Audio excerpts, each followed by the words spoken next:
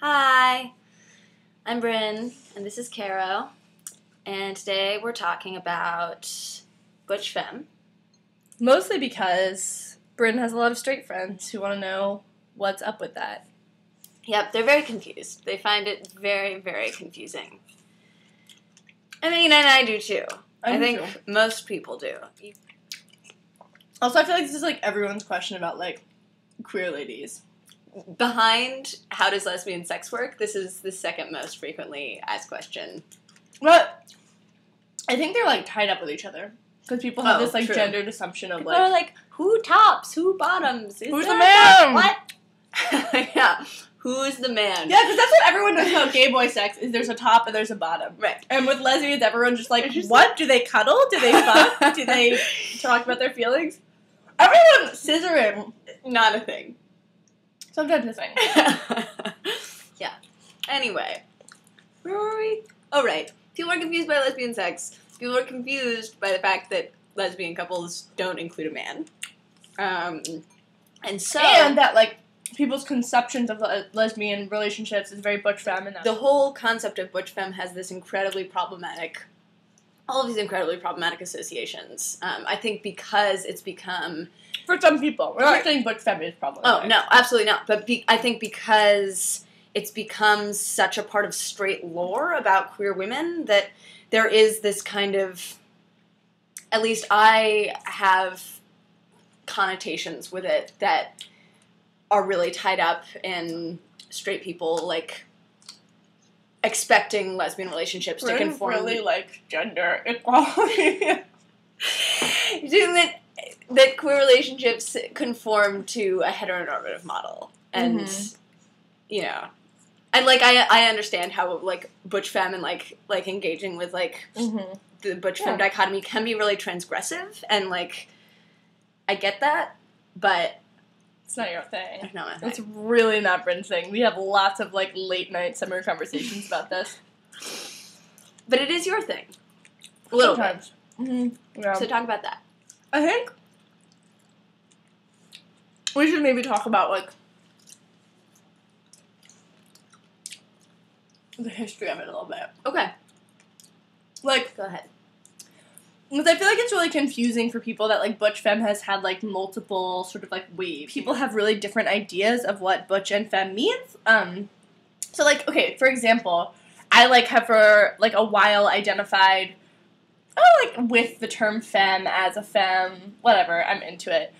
And, but, like, I was talking to my friend, and, she was saying that, like, she really hated, like, the term femme, and she hated when people called her femme because, like, to her, like, femme had all these, like, weird associations with, like, weakness, and that she really wanted to identify as, like, a hard femme, and that was, like, the word that she was using, because hard femme was about, like, choosing which aspects of gender she wanted to, like, identify with and, like, have as a part of her own sense of gender, whereas, like, in my mind, that's what femme is, also. You know what I mean? I was like, wait, that's also just what femme is for me, and it was, like, I don't know. Kind of hard, because I was like, well, if you are saying that that's what hard femme is, to me that's saying that, like, you think that femme is not that. And, like, I don't want to identify as a hard femme. Like, I just want to be femme, and I want that to be, like, powerful enough as it is. Have you ever read Stone Butch Blues? I know what it's about. I mean, so... I, like, understand, like, I know about the, like... Right, so it's about this, like... empowering femme part of it. Well, yeah... I mean, it's just a really interesting artifact, like, as a narrative, you know, it's it's about this working class queer woman in Buffalo, and I can't remember. She's queer. She's kind of like a lesbian. Okay, she's a lesbian woman. Butch. Yeah, she's Butch, and so she's very much immersed in this world of butches and femmes, and those identities are very non-negotiable. There's this whole language that she uses to talk about femmes, about how the power that femmes have is like getting in touch with the butches and like getting them to open up and like it's very like feminine, like traditional feminine qualities. Right, it's making them comfortable enough to be vulnerable, because being butch is something that precludes you from being vulnerable, which in the context of this book, like, butch women were brutalized by the police, and that vulnerability was really dangerous. And so, like, it makes sense in the context of the book, but I think there is this idea that, like, that has carried over that, you know, butch women have to be, like, super, you know, stoic, and that the power that femmes have is, like, getting past that stoicism, and I think that's really fucked up. Right. I think that's, like, part of the thing that my friend was, like, pushing up against when she was, like, not wanting to claim the word femme was, like,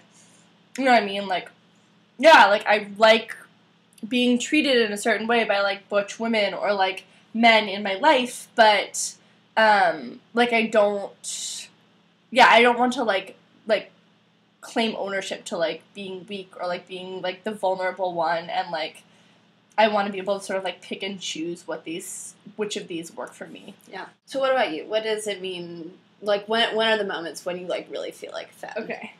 Well, we all know. Hold on. I'm gonna get my book because I'm show. So I have a lot of feelings about gold hoop earrings. So many feelings. That's, like, when I feel most in touch with my, like, sassy femme self. I really like this very gendered interaction that happens when I encounter, like, butches or butch women or studs or, like, trans men or, like, men. And I very much, like the way that that's understood as being performed by people. And I think, like, a lot of the communities I sort of interact with are full of a lot of, like, pretty educated queer people who've, like, read their Judith Butler and, like, very much identify with, like, third-wave feminism, and so the understanding is already that this is, like, a performed thing, and not that, like, my essence is, like, feminine and, like, womanly, and then that means, like, vulnerable. And I think also in these communities that I'm sort of involved in, femme, or, like, identifying as femme is understood as, like, laying claim to femininity and, like, understanding femininity as being something strong and, like, sort of resisting androcentrism and this idea that, like, masculine is necessarily better. Yeah. And that's something that I really like about identifying as femme and definitely feeling like I'm turning myself into an object. That's definitely part of it, and that's, like, definitely a hot part of it. Which is so funny, because but also that I'm, like, very much in control of that objectification. Yeah. So I always tell Bryn this story of, like, being in a bathroom at this queer bar and this, like, really, I don't even know, butch woman, trans guy, queer person who is definitely masculine of center, interacting with me and sort of giving me the up and down. I was wearing some ridiculous little outfit. And me just, like, automatically, without thinking of it, like, turning my, like, really performative, like, flirty femininity on. I didn't even realize I was doing it until I, like, were you there? No. Until I, like, got back onto the dance floor and, like, caught up with my friends. I was like, wait, that was a really weird thing. I totally snapped into this, performance. But it was, like, so hot. And I think the thing that felt good about it was, like, I also recognized that this person, like, respected me as a person. I mean, who's to say? But, like, I didn't feel objectified in a way that I wasn't in control of. And, like, okay.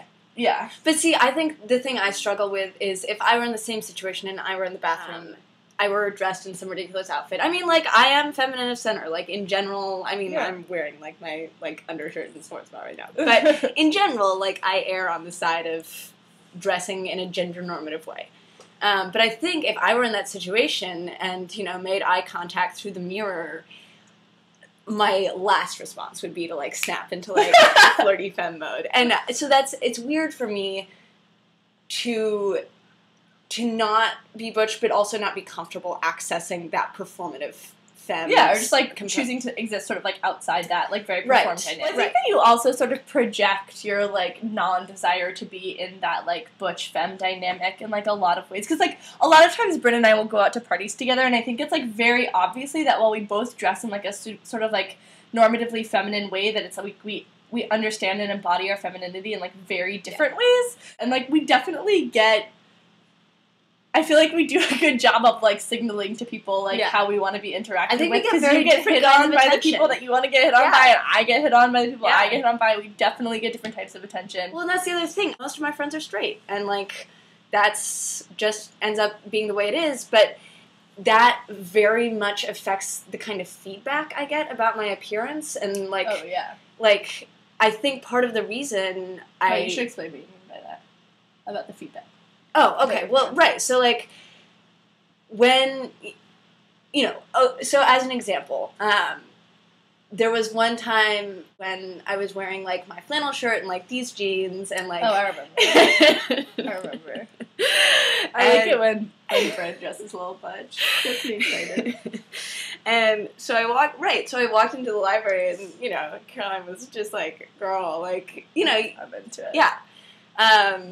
Which is great. But then I was hanging out with my friend Melissa later, and she was just giving me so much shit for, like... Really? Yeah. I mean, like, not in, like, a bad way. But then, like, when I go into work as an interviewer and am dressed in, like, my little dress and my blazer and my jewelry, people just be like... all of my straight friends will be like, oh, my God, Bryn, like, you look so great. Whereas I feel like when I see you and I look really... I'm like, what are you wearing? What are you doing?